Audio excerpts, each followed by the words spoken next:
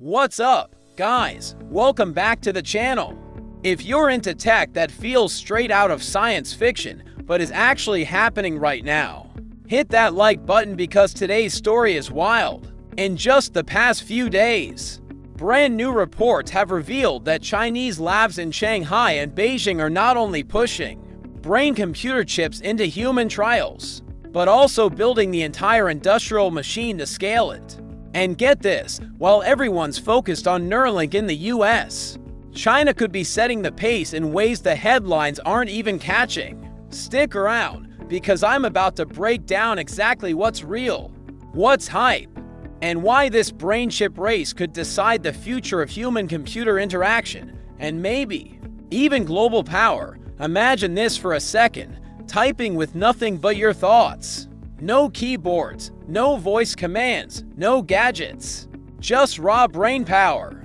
Sounds like Silicon Valley's dream project, right? Well, here's the shocker. China might already be ahead. And almost nobody's talking about it. The headlines no one saw coming over the last few days. Several reports have pointed to something that barely made Western front pages. Chinese research teams are already implanting brain chips into human patients. Projects like NEURALINK have entered human trials, aiming to help patients with paralysis regain mobility and communication. This is no longer just futuristic concept art, it's happening in hospitals right now. At the same time, state-backed initiatives are ramping up funding and coordination. We're talking national strategies where ministries, universities, and startups move like one ecosystem. It's not just about experiments.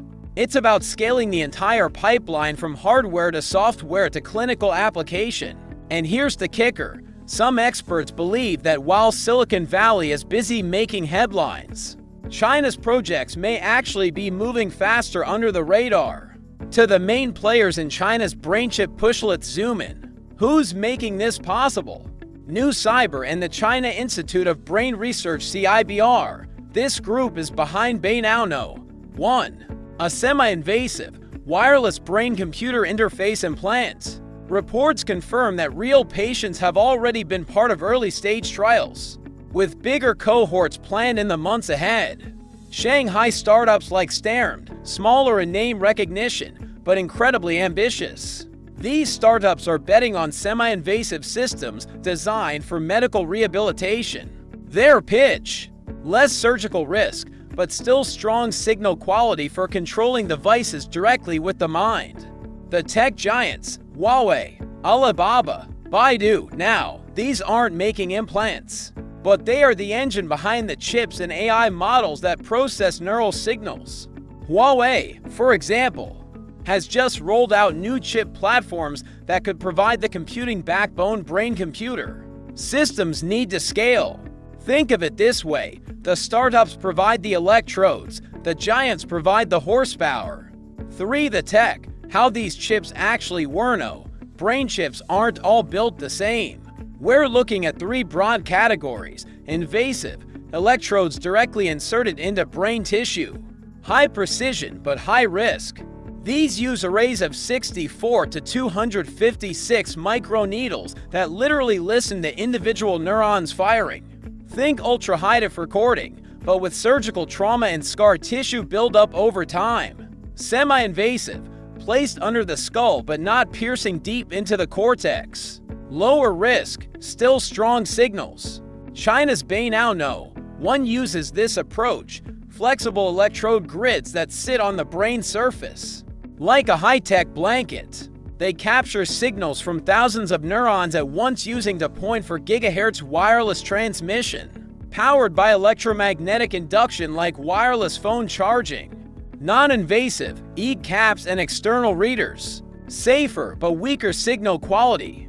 These have to read through skull bone, which severely limits signal strength, like trying to hear a conversation through concrete walls. For signal processing, the technical challenge is where it gets technical.